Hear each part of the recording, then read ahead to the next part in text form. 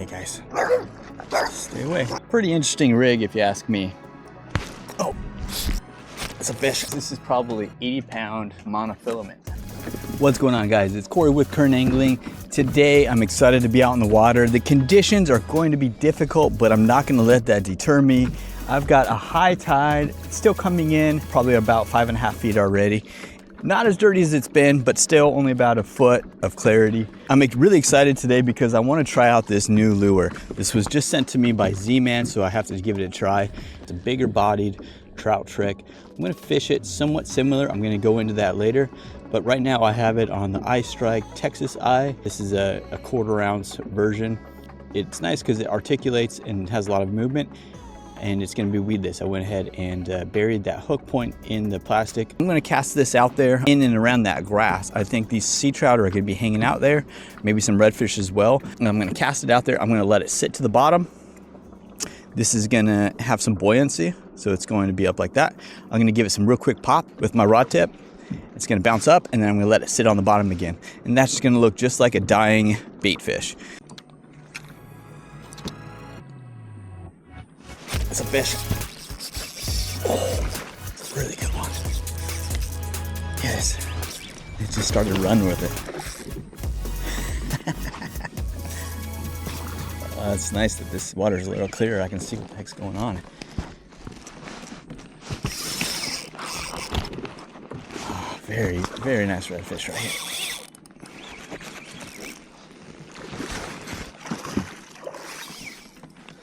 Go ahead and scoop it real quick. Whew, still pretty green. I don't want him in the grass. Nice blue tail on this guy. All right, I got him right here. Turn him around in the bag. All right, so he was right on the grass line over this hard bottom area. Looks like it's gonna be slightly over slot fish. Nice redfish. Let's get that back in the water here real quickly. There he goes, swimming away nicely. All right, I've got a little bit of slime on this lure. This is some Inshore pearl cure, putting on it, setting the tip back into the plastic so I can fish around the grass. And I'm gonna just kind of repeat that pattern, see if we can catch some more redfish. We've got some guys up ahead of me that are just sitting still and sinking bait. That's what you wanna do. That's an effective way to do it, but I just love covering ground, throwing plastics, and really hunting these fish.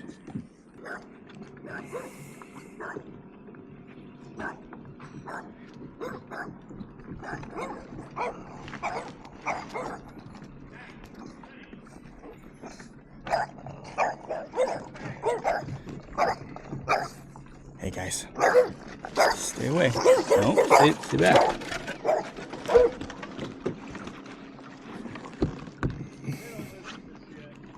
Well, they're pretty terrifying though. Cute pups.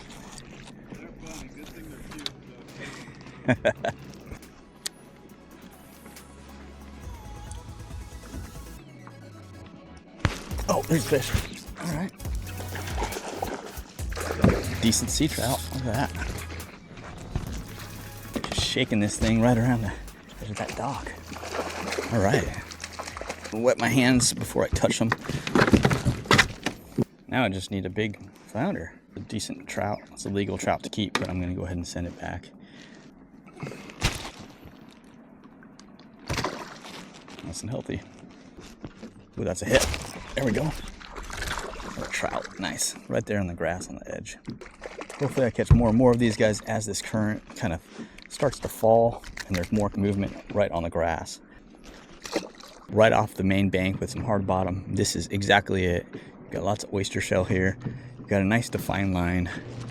And at the same time, I can look beyond the top of the grass and see if there are any tailing redfish. My dream scenario right here. I just love this. And that's what it's about. It's about finding the scenarios, no matter what the tide, no matter the warm conditions or the time of day, where these fish are just setting themselves up to feed. I spent 9 years in law enforcement and 10 in the Marines. Ooh, that's a nice flounder. Oh, gosh. This is gonna be the, come on, buddy. Yes, look at that.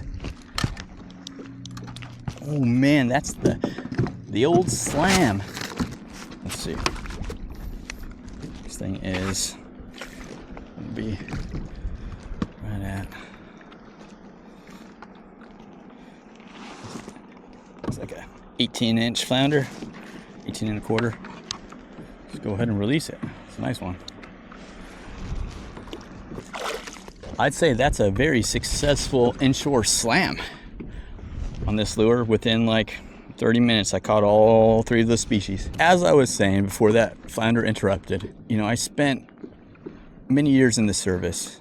To me, this is my therapy. This is what helps me cope, and this is what brings me happiness, being out here on the water. I always include some veteran and law enforcement resources in my descriptions of the video, so go check that out. There's sailing, there's kayaking, there's fishing, there's some other resources there as well.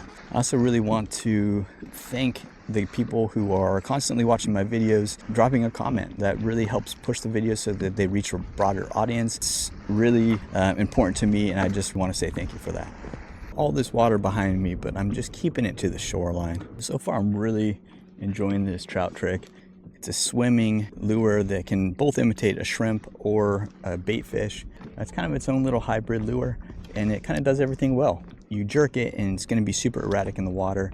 It's also similar, in my opinion, to a TRD in the bass world, also called a Ned rig. A stick bait, and in this case I've got it rigged weedlessly, so on this high tide I can really get up close to the shore, be in and amongst the grass, because I know that's where the fish are as well. Stop right here so I can fish this a little more. Low tide, there's a channel that comes right out here. So water's flowing out, and there's a bend right here, so there's gonna be a little bit deeper water here and maybe some fish hanging out. Let that sink. There's a fish. Okay, it's on. Yep, got another speckled sea trout right there. Perfect. Pop it out. There we go. That one out. This water is super tan because of the oyster shell underneath it. I'm able to see a couple fish because of that contrast. These are the Thick Tricks. I'm still using the same one that I started with. This right here is the Right Stuff color, which is kind of a root beer with some flakes in it. So I've got that tied in with just a universal knot. I'm not doing a loop knot since it moves around it by itself. About 18 inches of fluorocarbon to my main line, which is a 15-pound braid. That's a uni knot connection. I've got all this rigged up on my 7'4" medium light extra fast action toadfish rod. This is a 2500 series toadfish reel Carbon Elite series rod and reel combo. You can check this out on toadfish.com. I've got a promo code that's current15. Go check them out. It helps support me. It gives me a little affiliate commission, but I also really love their gear. They're also big into conservation and cleaning our waterways. Storm directly behind me. Ooh. There's a fish. That's a red. Got back up here.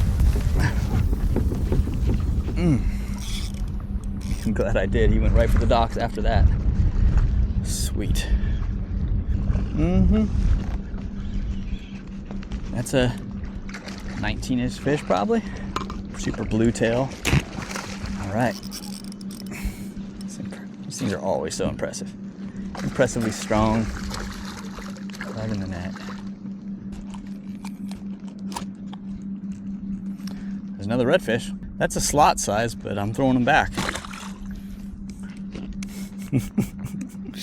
Great day.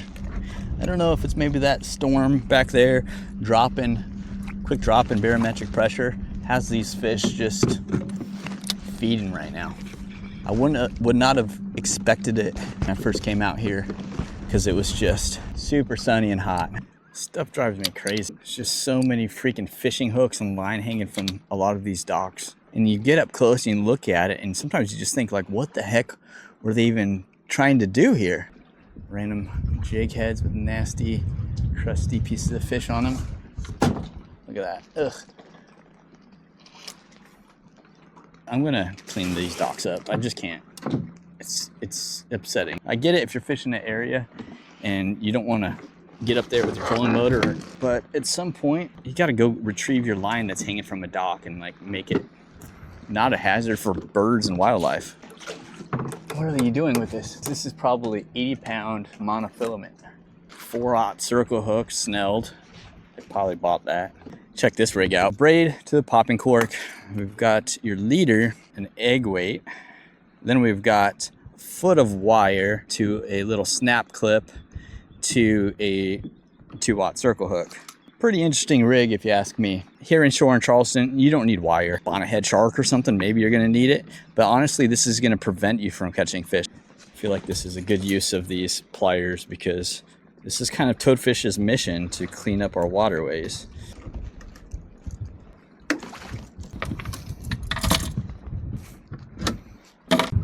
All right, y'all, I'm gonna call that a trip. I've got a lot of thunder in the background and this storm is approaching pretty quick. On the shore, I've only got a couple inches of visibility. Lots of wind and boat wake has just churned this up. The tide has started to fall quite a bit. If I was gonna stay and fish, I would probably put on a blade bait, an underspin, a spinner bait, something with some drawing power to let those fish have that reaction bite. Had a very productive, awesome day. It's Sunday evening, so I'm gonna go spend time with the family. Thank you guys for watching. Go check out my last video here and I'll see you on the water.